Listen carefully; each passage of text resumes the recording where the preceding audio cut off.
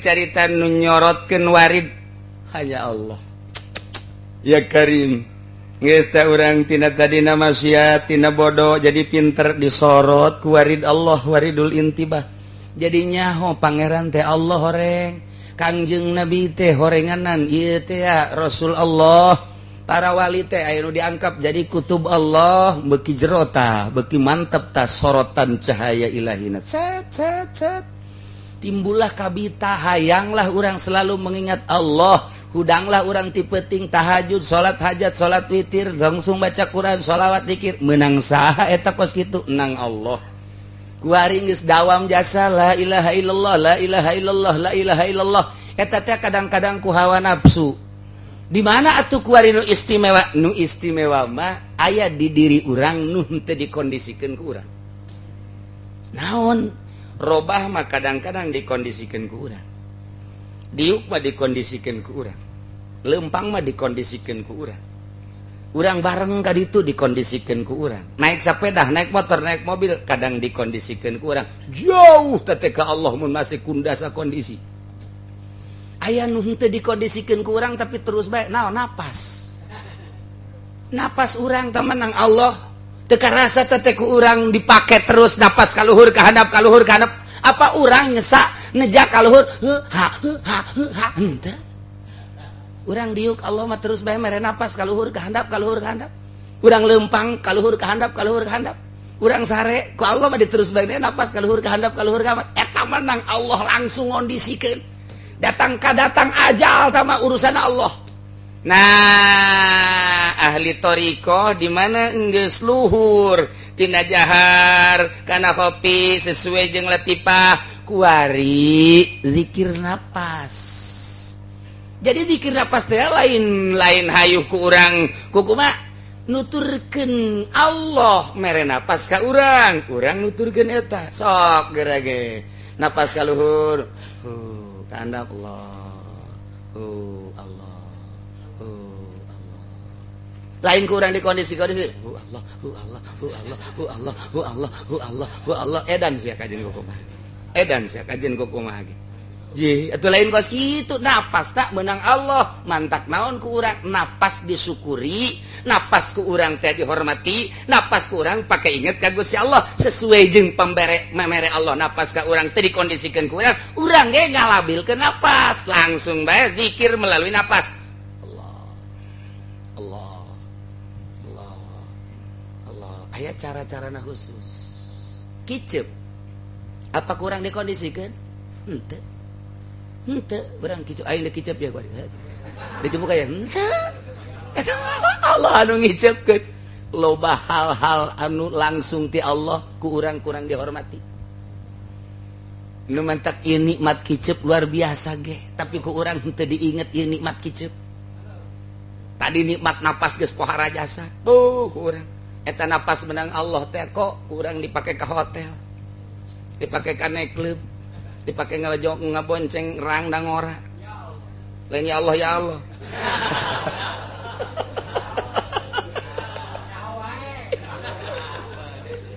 kita napas dan Allah dipake nonton main bola sabaraha napas dihitunglah ku ahli toriko napas per hari teh sabaraha nu dipake ka Allah sabaraha nu dipake maksiat sabaraha napas bakal ditanya ku Gusti Allah eusian napas ku Allah lain urang haju ngondisikeun di masjid Allah digerokeun urang mang ka dieu Allah enak Allah ye ieu udah kudu kagrogolkeun nanti mah geus lamun urusanna napas aturun nu bergerak kadang sungut mengobrol tapi ruh terus bae sesuai jeung napas. Kok bisa? Pan geus latihan. Moal didatangkeun ka dinya tuh ku guru lamun henteu nete taraje. Atuh pan ti awal heula 1 2 3 naik wari. Atuh geus bisa. Geus bisa nyana ngobrol ka mana.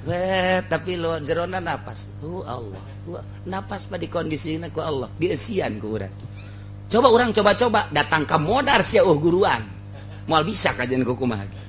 Moal bisa tuh guruan. Atau guruan mah eta kos kitu kayu. cek pemajikan abah sia dikelekep tah naon tah anak lagi sieun wah abah rante kurang abah dikelekep jangan teu kitu dia ahli-ahli torekat atau biasa bae urang lamun neuleuh Habib Lutfi ahli torikoh ya kepala ketua torikoh di Indonesia nya geus 2 periode nya lamun zarah ka mana bae tilok sahadiah zarah urang ila hadratin Allah Fatihah ilok Habib Lutfi mah datang keluar Batang batur zarah nya ngopi wah ya udah pulang jarah ke Kampung Bandan di luar wah seri-seri balik jarah ke mana bae nya kos kitu geus jana mah nyambung ruh pan wali batu maot jasa najan henteu kadinya ge atuh mah nyambung ieu ahli Allah mah nu mantap kabelah diekeun mah ahli Allah geus embung ka mana ka Mekah ge embung mantap kasih diturutan atuh woi kiai itu mah embungeun ka Mekah sasar ta mah kiai nu bener disasar-sasar pugu nyana nu sasar kumaha emang pugu ka Mekahna ge menang di bank duitna sasar ente coba nyana nu sasar ngaju ka Mekahna ge deui nyokotan ti dulur-dulurna tan aing ketuana sia kudu nyumbang ka aing pancen ada ibadah masih bisnis keneh bae tuh bener bod tuh kan ka Mekah bae tapi balik teh Mekahna aju meuli motor pancen ibadah ban aju meuli motornya tuh eta pan salah kaprah tuh nu bener disalahkeun kudu salah nah iya mentek teu harti makin ka ditu nah ieu mah deuk caritakeun saha nu mere warid ka jero hate iwalti Gusti Allah dek dibikeunna ka saha ku Maha Gusti Allah bae ukuran dibikeunna sabaraha darajat ku Maha Gusti Allah bae aya anu luar biasa di masjid bae datang katarangna hidung tapi jada desekanana di dunia bae berangkatna min kaunin ila kaunin nyana teangan sakadar ieu kondisikeun jang dunia nu ieu jang dunia pindahlah di dieu mah kurang nyaman pindah ka dieu dunia keneh nu diurusanana kamari ti Golkar mah cenah jore pindah deui ka PDI malah jore lah kuari mah ka PK apa ka naon kitu PKB jore lah jore ka BG lompat ka instansi atuh tah mah ti dunia kana dunia tah mah eureun ngawarung lah kuari mah bisnis bae bisnis kurang kaharti lah kuari mah tani kan mah lah tani gagal lah kuari mah nah atuh teh ti dunia kana dunia naon hartina teh kos kitu mah tah nu hebat geh kuari mah eureun aing mah dagang kunaon emang modal tah sarua bae eureun dagang eureun tani eureun sagala rupa moal aing mah kuari keluarga geus teu kuat ieu kurang beak jualeun kana babagi bae ka rimanya lantaran kakak maneh ibadah ieu mah jadi geus moal usaha moal naon neng bae ku ari nu ka pasar tolol di pamajikan nu tita ka pasar bego ai nyana hayang ka Allah ai pamajikan didesek-desekeun ka pasar berangkatna memeh subuh masyaallah atuh pan memeh balanja di balanjaan heula ku batur eta nu mantap kamari ieu loba aya nu teu bareng balik di pasar teh salakina terus tas subuh teh ngagerokeun pamajikanna hades ya pan saya bangun teu pake calana ji tinggalin di mana di pasar pan bisa tinggalin kieu teh naon di kieuhan coba eta nah ieu kabalinger kajian hukum lagi aya urusan tanggung jawab eta kudu kumaha atuh antara cinta dunia sebagai tanggung jawab jeung ka Allah nu anti dunia mun eueuh guruan moal bisa perluna aya guru ge tidinya supaya stabil keluarga urang ibadah aya batasan-batasanana datang ka mana ieu datang ka mana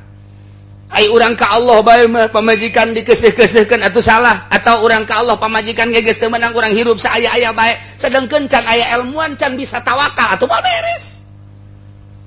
beres jis kudu make ilmu aya carana bagi anu hayang usul ka Gusti Allah boga anak pamajikan kumaha carana bagi jelema nu hayang usul ka Gusti Allah henteu boga anak pamajikan kumaha carana diatur teteh mantap kudu boga guru ge kos kitu lamun teu boga guru acak-acakan Nah iyalah nu hese teh kos kitu bloon atuh aja lamun urang teu boga pamajikan deh Syekh Ma'rufil Qurhi diangkat jadi kutubul aulia pan manehna teu boga pamajikan ketika ka impi nyana kumaha Allah ka anjeun wahai mama beuh alhamdulillah ahyanillah Gusti Allah ngahormat ka abdi bahkan mempersilahkeun ka sorga tapi kaduhung jasa cek Syekh Ma'rufil Qurhi kula di dunia teu kawin sehingga di akhirat da kula derajatna handap beuh mun andai kata kula di kadunyakeun deui kula rek kawin sakaligus opat atuh tinggal turutan bae ku urang ku hari urang mah tungtungna mah jadi wali henteu nyandung henteu sakalina nyandung atuh teu jujur teu adil nambahan neraka wae eta mah atuh hese warid hiji ge can puguh ka sorga ya urang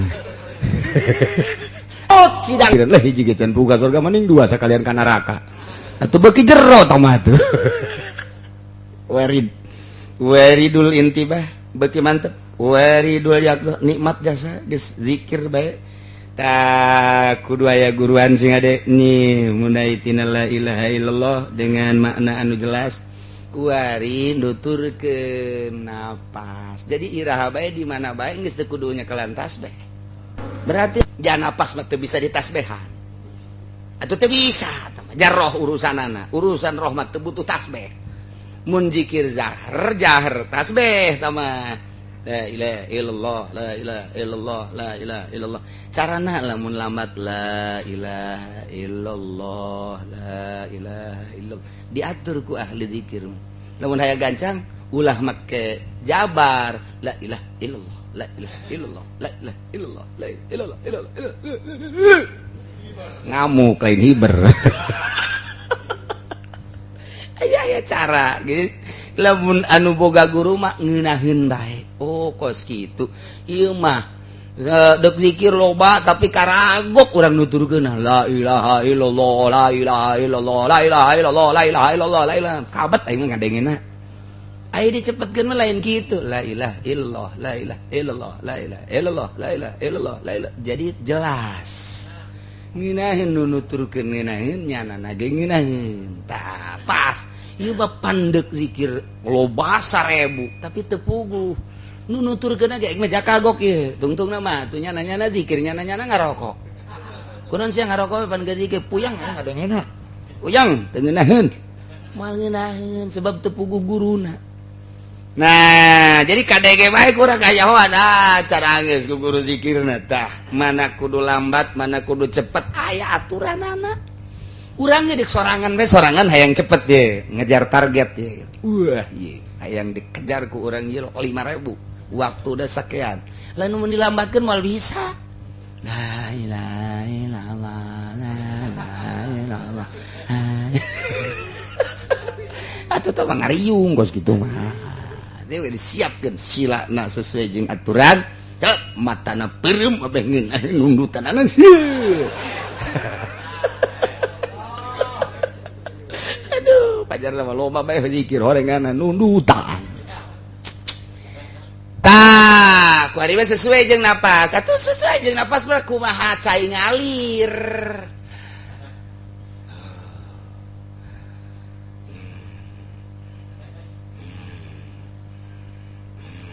di sisian orang menek boga sih ngagerem-gerem gitu nah aing sieun ja ye kasurupan maung teh naon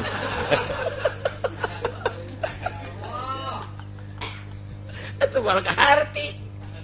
kaharti jajan keur zikir gitu terus apa mun geus datang kana ruh mah geus datang ka ruh pan berarti geus tapakur jeung muraqabah geus mata teh Gusti abdi ieu mata meunang ti Gusti titipan ti Gusti kuari didelekeun ka makhluk-makhluk Gusti ku abdi ditingali makhluk Gusti di dinya teh panciptaan Gusti ku abdi nu kadeuleu makhluk Gusti padahal di jerona aya kudrat Gustian tah ieu mata teh cungcang cingceung kabeh ahli zikir mah coba ge delekeun ahli-ahli zikir lamun keur berangkat keur naon matana ka mana bae mata lamun erang da ge kadeuleu bae maknana lain deui kabur matana kabur coba perhatikeun ahli-ahli zikir mata kabur eta teh bari napas hu Allah ieuna tah ditapakurkeun tah dimurokobahkeun makhluk Allah kadeule melalui mata. Itulah ciptaan Gusti, mata abdi ciptaan Gusti, kuari didelekeun ka makhluk Gusti, di dieu aya gerak Gusti, di ditu aya gerak Gusti, intina aya kudrat jeung irodat Gusti. Mata teh ka kudrat irodat Gusti, nu kadeule gunung, di jero gunungna aya kudrat Allahan. Allah nu kadeule diakurkeun jeung zikir napas pan ongko, zikir napas tapi neulekeun jalan bae. Wih, Allah, wih, rangda bagus amatnya.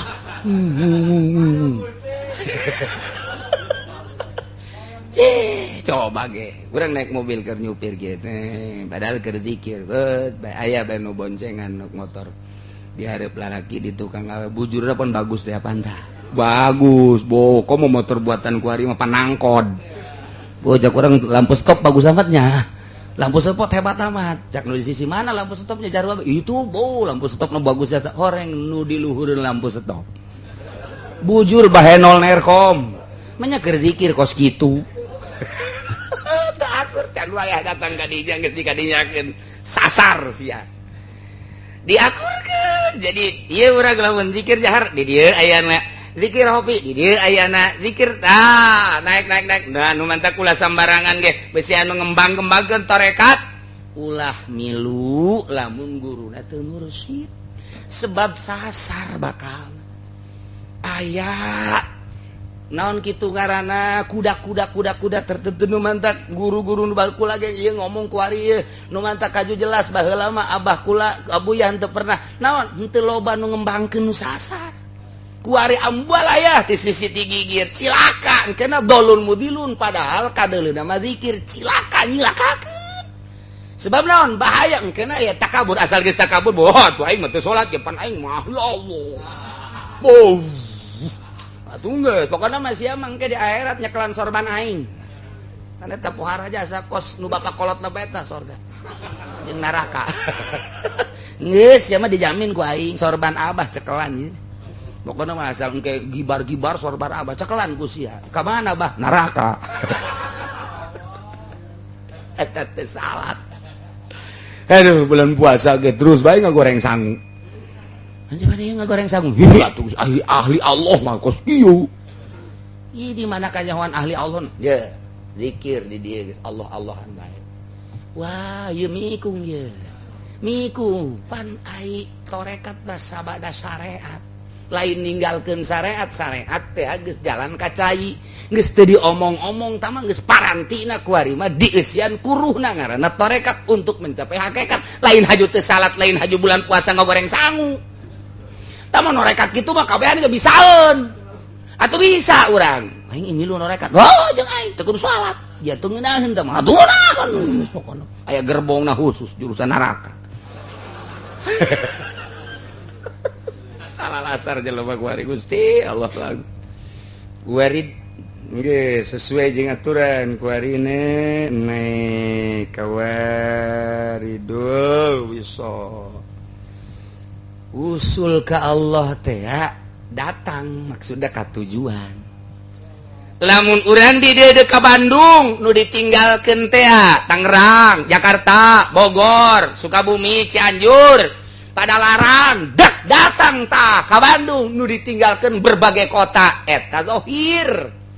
kuari lamun wusul ilallah berarti nu ditinggalkeun naon hiji dunia nomor kadua makhluk nomor katilu nafsu nomor kaopat setan eta geus katinggalkeun kabeh ku urang sulusup kos boros teh mun pare tah set dicabut ku urang polonyon boros ngaranna kos kitu budak angon baheula kos kitu kita ulah ngaboros bae sebab naon sebab beukeur ieu mah hese korupsi didinya korupsi nancana jadi enggak boros ieu ge urang teh dicabut polonyon saha nu bisa lamun lain ku Allah waridul wisolna nang Allah sebab naon nyana teh dibimbing mimiti ku guru diarahkeun ku guru anu sia supaya naon deuk dikaallahkeun lain kepentingan guru anukeun datang ka seseleh terus bae bil amwal wal anfus harta jeung awak dikerahkeun pakai ngahidmat ka guru kos yang kepentingan guru lain hartana dah beli eta tah bangun eta tah asal ulang seseleh we geus batal awak urang anukeun aduh lelah jasa batal ulah aya keges nyana ge nyahoeun ieu atuh guru mursyid mangke datang ka mana datang ka bener-bener ngarasa hina datang ka bener-bener ngarasa hamba aing hamba jasa dibilukeun ku ari ka Gusti Allah orang harta nanaonan nisbat di guru mah dipake lalagaan di tejehan orang awak nanaonan nisbat di urang mah terlalu memuliakan harta sehingga kaganggu ka Gusti urang terlalu memuliakan awak sehingga kaganggu ka Gusti awak urang di sabunan make capluk sabunan dan sebagai ngaca gulak mending mung kasep deres kasep mengasa jorek ngaca 2,5 jam terlalu memuliakan awak Allah tinggalin di ilmu tarekat temu kos kitu kumaha aya na bae kuari geus ngahamba jasa ka Gusti ditungguan segala rupa ge waktu-waktu salat waktu puasa waktu zikir dan geus eueuhan kuari patula patali jeung dunia eueuh tai kuku nisbat dinya nama dunia teh makhluk tai kuku nisbat dinya nama dek uca-acok kumaha ge jadawa kos gunung bekal jibal ditincakan kumaha dipaculan kumaha gunung angger be gunung bae ditaekan ku budak letik ditaekan ku nu geulis ku nu goreng ku aki-aki ku nini gunung wae tah lamun geus jadi Allah teh kos kitu tah diomongkeun ih angger bae dipuji ih angger bae ihsan wal isaah nya nama nyana bae geus karak dirinya polonyon ninggalkeun dunia makhluk nafsu jeung setan nu aya Allah ngaranna wisol jadi berarti kuari geus usul ka Gusti Allah hirup babarengan jeung urang tapi nyana geus teu kaganggu ku dunia hirup babarengan jeung makhluk tapi makhluk geus eueuh di hateunyana hirup babarengan jeung kenikmatan-kenikmatan anu sok dipicuna ku syahwat nyana geus eueuh syahwat eta nah kuari mah setan nu biasa ngagoda justru ku nyana kadeuleuan setan moal ku Imam Syafi'i ditojok setan moal ku Syekh Abdul Qadir diome setan teh Syekh Abdul Qadir setan teh apan mah awak kadinya mawa dahareun aju jadi naon garah pernah jadi cahaya Abdul Qadir maneh zikir bae kula pangeran mana pangeran yeuh aju deuk naon di pangeran ngluntal-lentok ka dieu cek Syekh Abdul Qadir deuk silaturahmi ka kula pangeran mawa tas naon di pangeran nek pangeran setan geus ngageter-geter dirinya lain kitu maneh berang peuting ka kaula terus bae ibadah geus bae Abdul Qadir kuari mah maneh geus dimerdekakeun ulah salat goblok sia ka dieu sia ditampili sia kuaring ditampili ku Abdul Qadir ajur setan kerasa sia ku aing sia aing digoda ku sia setan bisa kitu atuh urang mah kakarak datang lurah bae ge nyaputnya tanda tangan bae eta padahal juri eta juri malah orang ngajukeun deui itu encan datang ka haji mah sugsugan maneh sekaligus jauh jasa setan kadeuleu ku para wali Allah mah diome setan lantaran ku Kanjeng Nabi na di ditu pan setan pernah ditalian di syariah di tihang setan teh ditalian ku Kanjeng Nabi kadeuleu berarti ku Kanjeng Nabi setan teh ditalian di tihang cak Kanjeng Nabi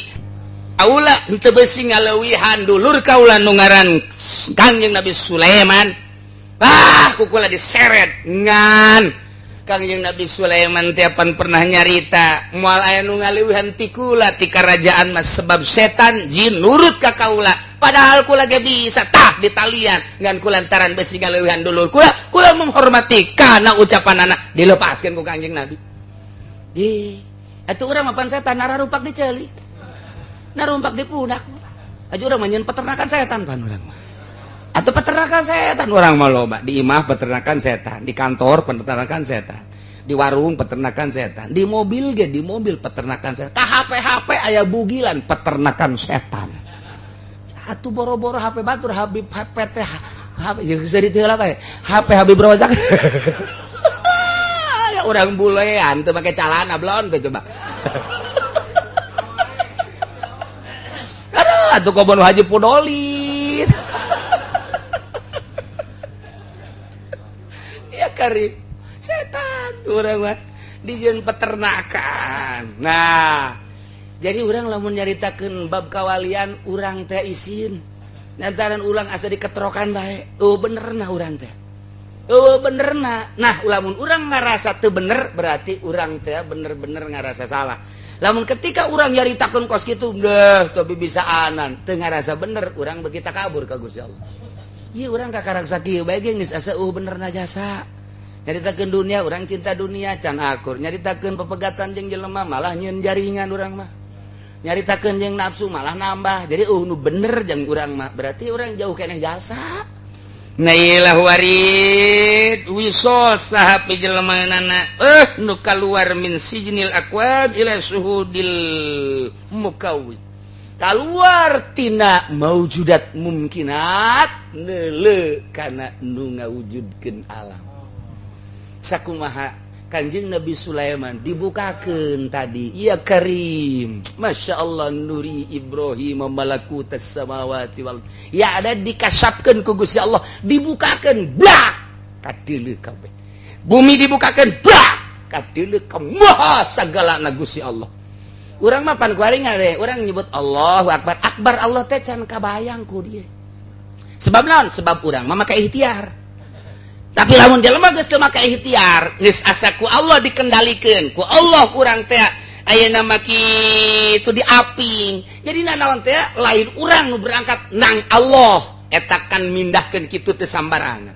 Bohes eta bisa dihayal kos kitu mata mah kumaha wurudna warid ti Gusti Allah bae.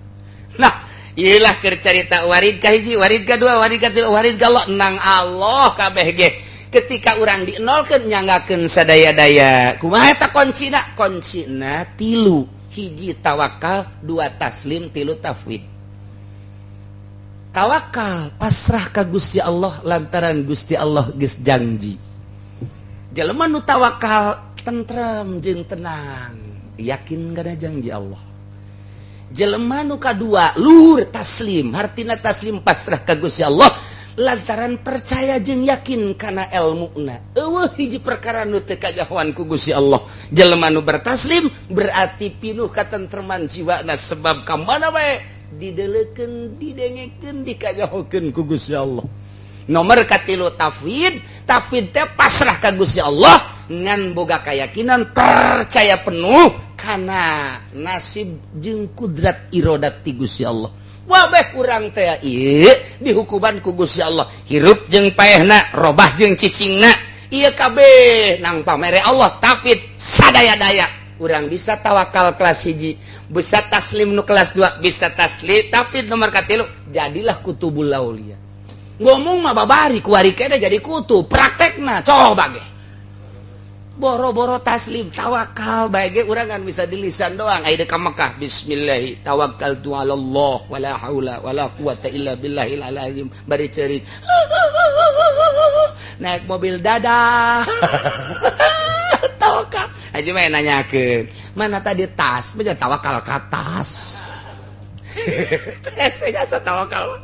Tak ieu keur carita bab tawakal hiji bae. Wah moal anggeus ku urang mun dipraktekeun. Naik ke bab taslim, naik ke bab tafwid. Nu mantak aya bahasa fawwidu amri. Kangjeng Nabi. Masya Allah. Lamun urang ngadoa tengah peuting bae ge. Allahumma laka aslamtu geus aslamtu. Taslim berarti geus luhur jasa. Lakal hamdu. Dan lain sebagainya. Kalau dituna ditambahan deui engke aya fawwadtu amri, geus luhur jasa. Teh supaya bisa tawakaltu, aslamtu, fawadtu. Nah eta teh tajang supaya naik. Nah urang sakara pembahasan global lamun dibahas tawakal hiji bae ge ngapna luar biasa encan ka taslim. Tapi lamun teu dibahas-bahas teu nyaho-nyaho. Nah ieu ala kadar global seperti eta engke nu mere warid mah Gusti Allah disorot kuari orang kasorot ijah seorang jadi wali atuh cak sababari. Lantaran orang mah ributna, orang mah di perusahaan, ribut di warung, ribut di pasar. iya dia berderet di jero HTT aya sepeda aya motor aya mobil diganti deh kan mobil geus aya di dia aya ada luhuran bae ya mobil teh handap teuing sebenarnya jeung cetna eta rada kaganggu saeutik hayang nu rada herang mah sabaraha duit teh nu eta teh atuh endek dikir lain zikir ka Allah dipake ngurusan cat mobil coba ayo nu kumaha ya di dieu teu pati ngeunaheun digawe ieu hayang gaduh hayang ngeunaheun ibadah mun pindah jatuh ibadah bae di nya nu kunaon hubunganna jeung pindah digawe tuh urang mah sapopoena teh di dieu pekerjaan di dieu tuh macem-macem Allah nak nyempet bae eueuh lah anu diisyarahan ku Syekh Athaillah aurada wallahu a'lam